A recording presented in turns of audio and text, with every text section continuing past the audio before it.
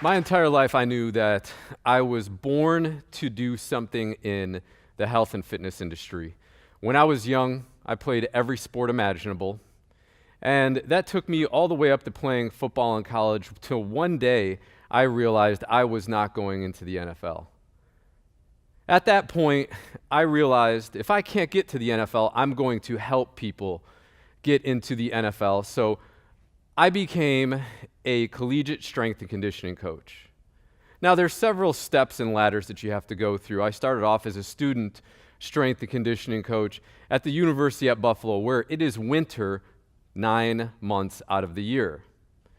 So when I graduated, I told myself that I was going to get as far away from New York as I could, going south. And that ended up having to be the University of Hawaii. So for the next 10 years, I was a graduate assistant strength and conditioning coach at the University of Hawaii, living the life, living the dream. Imagine for my 32nd birthday, my mother, who lived in Colorado, said she was going to come out and celebrate it with me. She comes out, and we have a wonderful time. The entire week is like a dream. We go hiking, we go to the beach, we go to eat at some of the best restaurants in paradise. My birthday was unbelievable. Right before my mom is about to leave, she sits down and tells me that she's been diagnosed with cancer.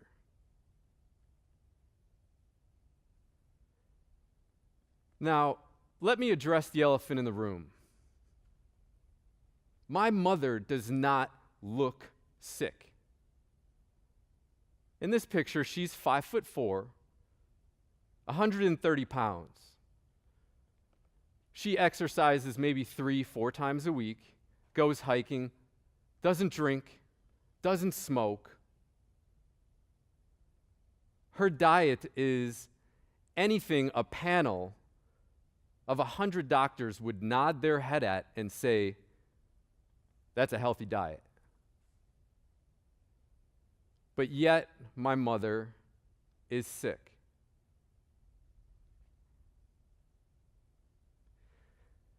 So at that point, I did whatever any good son would do. I moved from Hawaii to Colorado, and I went through 4 rounds of chemotherapy and 8 sessions of radiation with my mother. And as she was going through the treatment, I took it upon myself as a health professional to pound the pavement and research where she had gone wrong, how she got sick. The more research I did, the more I found out that cancer has one primary energy source, and that's sugar. So I slowly started to cut any and all sugar out of my mother's diet as she was going through these treatments. Anything that could turn into sugar in the body, and more importantly, sugar in itself, was taken out. And after 6 months of going through the treatments and adjusting her diet, the doctor sat her down and declared her cancer-free.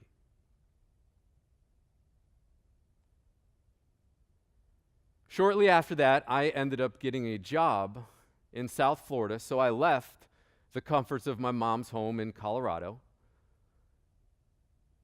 to embark on a new journey. But I checked up with her consistently. Every week we talked, and I said, Mom, how's your diet? You're cutting the sugar out? Yeah, well, I have a little bit here and a little bit there. Sometimes I have some fruit with lunch. Sometimes I'll have a little bit of dessert with dinner.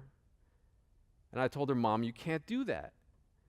You are susceptible. You are already a statistic. You need to cut sugar out completely. And she tried as hard as she could, but still she would slip up every now and then.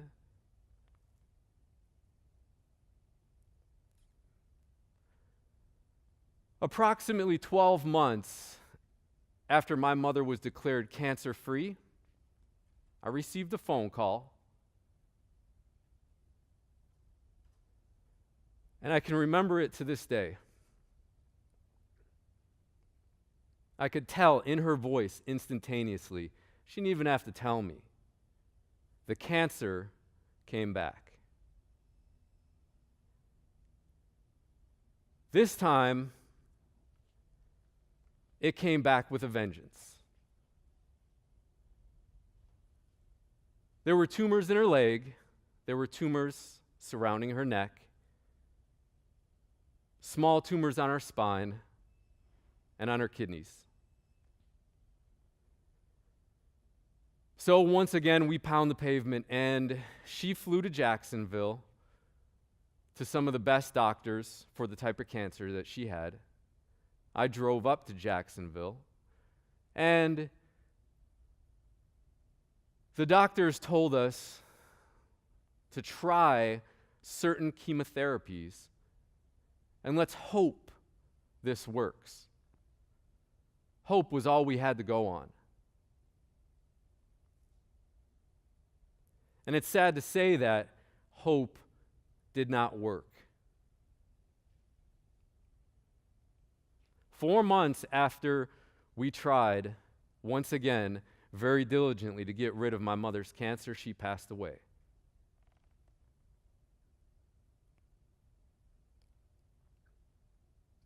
Now, to this day, people look at me, and when they hear this story,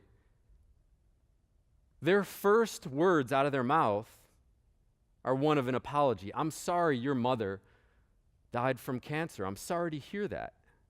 And I look at them and I say, my mother beat cancer. What she couldn't beat was sugar.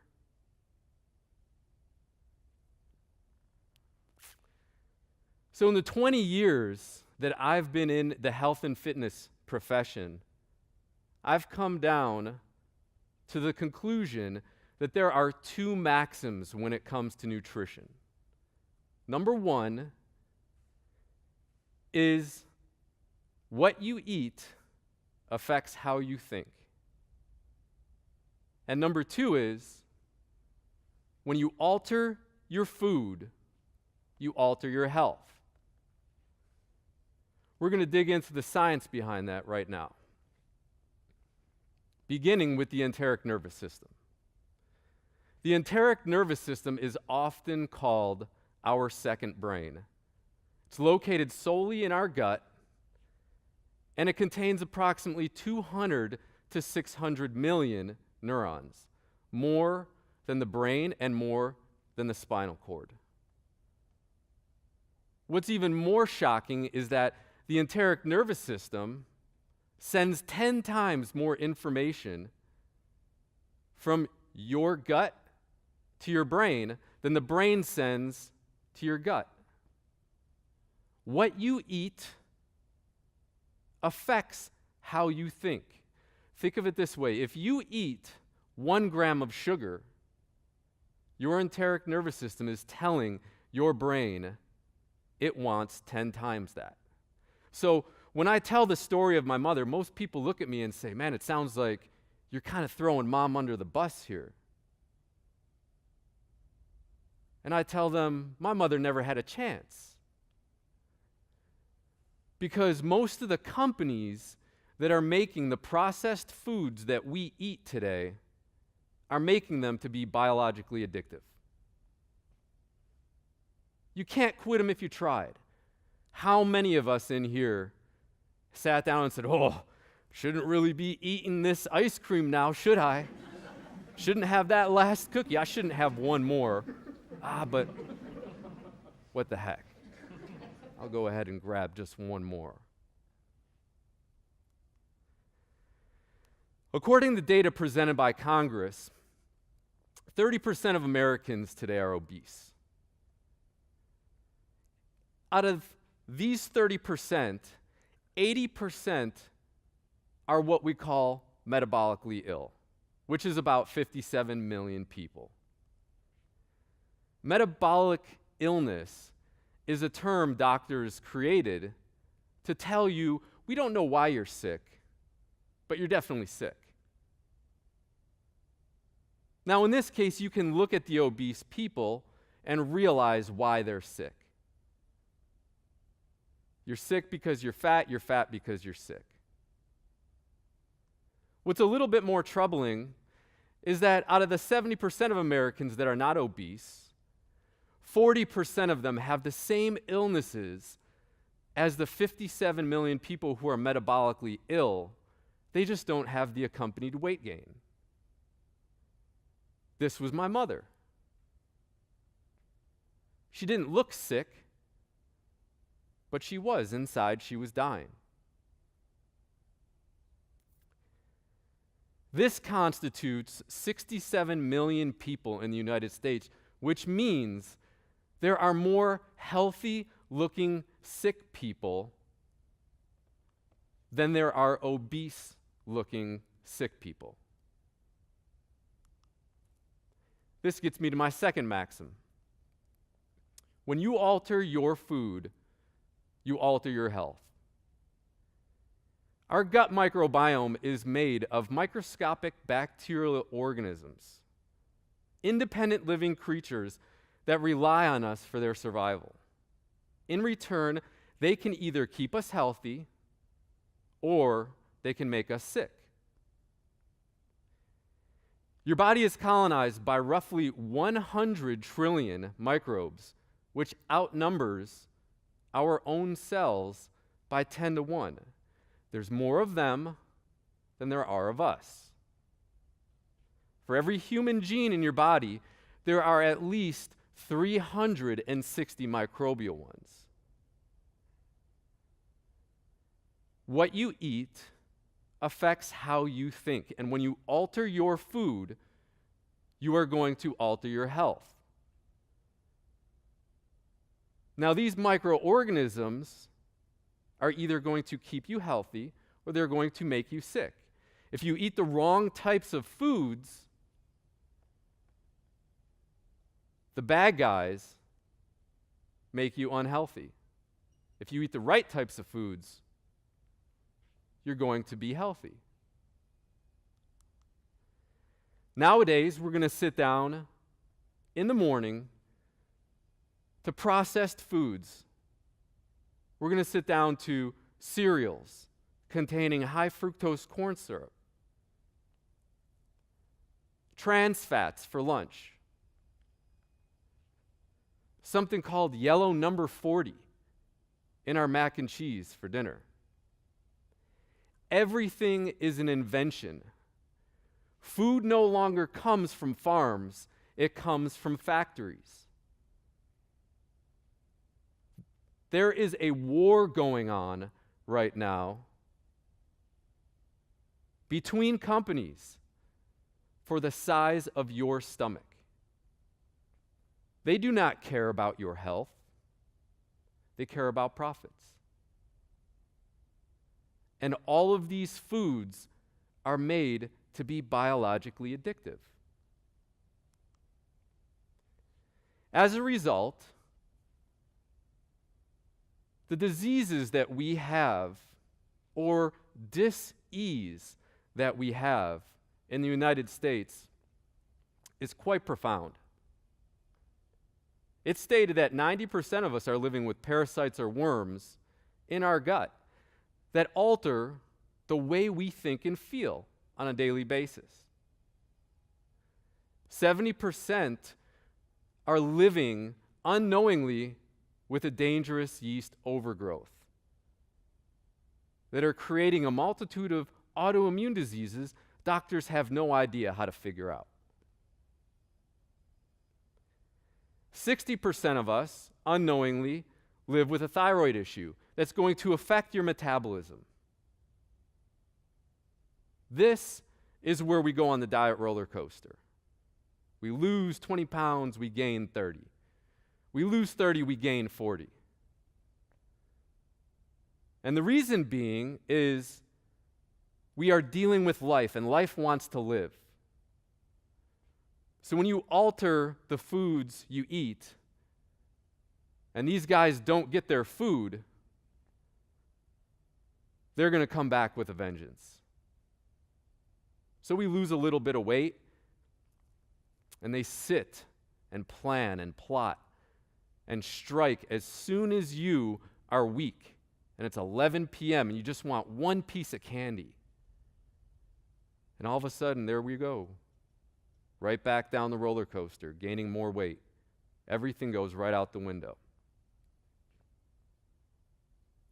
30% of Americans are now diabetic, which means that we need synthetic hormones in order to eat like a normal person.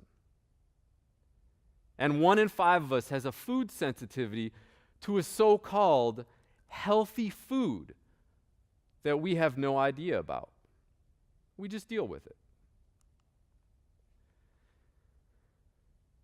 Right before my mother passed away, I was sitting with her in her hospice room, and she looked up at me and she said, "Chris, I want to share a quote with you that I want you to live by."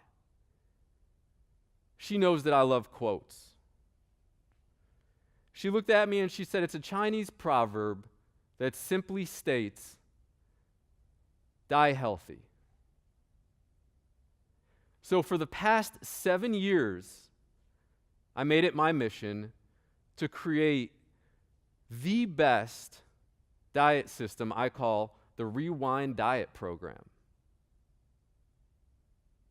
And what I've started to do is help people that are both overweight, looking to lose weight, and also help people that are metabolically ill. The people that don't feel very good on a day-to-day basis, that when you look at them, they don't need to lose weight, but they just don't feel right. They don't feel human. My first case study is Jonathan. He came to me, he was 53 years old, approximately 215 pounds. And he said, "Chris, I just don't like how I feel. I know I need to lose weight. I have high blood pressure, high cholesterol. And things are getting so embarrassing that I couldn't even bend over and tie my shoes yesterday morning. I had to have my wife do it for me." Jonathan got on my system, and within 3 months, he was down to 165 pounds. He said it was the easiest diet that he had ever been on, so much so that he didn't even feel like he was on a diet. What you eat affects how you think. And when you alter your food, you alter your health. There are 3 primary rules that I have on my diet. Number 1 is eat the plants that come from the ground. Number 2 is eat the animals that eat the plants that come from the ground. And number 3 is drink water. Our second case study is Andrea. She came to me at 30 years old, metabolically ill. She didn't need to lose weight, but she didn't like how she felt. She was on medication for depression, on medications for anxiety, and then 2 different medications for irritable bowel syndrome, which is whenever you eat something, you get this really bad gut distension, so much so like it feels like someone just socked you in the stomach. She had some other hair and skin issues as well. So as we altered the foods that she ate, she started to think differently, and her irritable bowel syndrome went away as well. 3 months later, she didn't need any of the medications she was taking anymore. Her outlook on the world completely changed. Depression lifted, Anxiety was near or next to nothing. And she had also lost about 10 to 15 pounds, which was primarily due to inflammation. Now, once again, Andrea was trying to follow as healthy a diet as possible. She was eating the granola bars and the potato chips and the things that said all natural or organic. I'll tell you right now, guys, you don't need a company, you don't need a factory to tell you that food is all natural. It should be self-evident. But this is how we're fooled. My third case study was one of my toughest, Josh. Josh came to me, he was 28 years old, a very high performer in mergers and acquisitions, and he told me, Chris, I can't focus anymore, I can't think. I know it's probably because I gained some weight and I'm a little bit heavy, but what does that have anything to do with how we think? So I described to him my program, I told him I could help him, and he jumped on board. Not only did he lose 50 pounds, but he looks 10 years younger, and he told me that he is sharper and more focused than ever.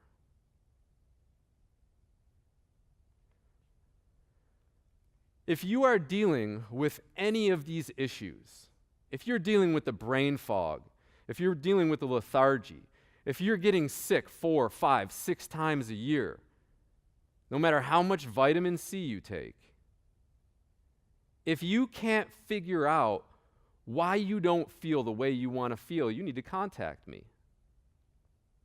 You need to contact me so I can help you reverse disease, lose the weight, and more importantly, so I can help you die healthy.